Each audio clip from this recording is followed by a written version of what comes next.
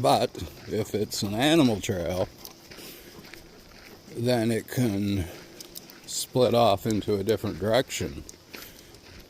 And then you will be on that trail, and it's like, okay,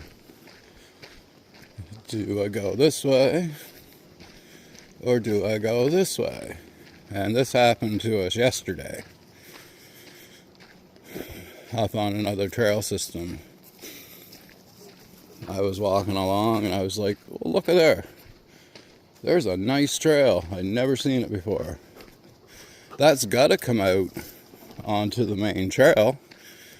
And so, sure enough, we headed down it. And it was like, it should have taken 10 minutes.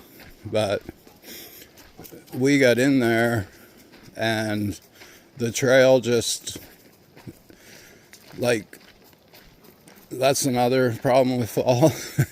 Is like you'll get into an area and it looks like there's like 5 different trails going.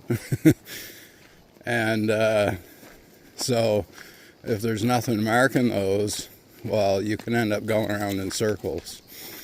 So yesterday we spent about an hour in there, and I had to turn us around and back our way out because what looked like was going to be 10 minutes,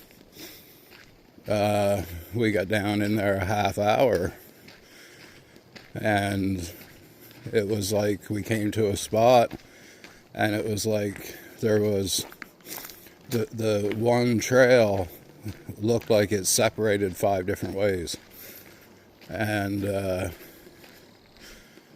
I was like, nah, let's just back out. So you got to use your head on that stuff. No sense in going deeper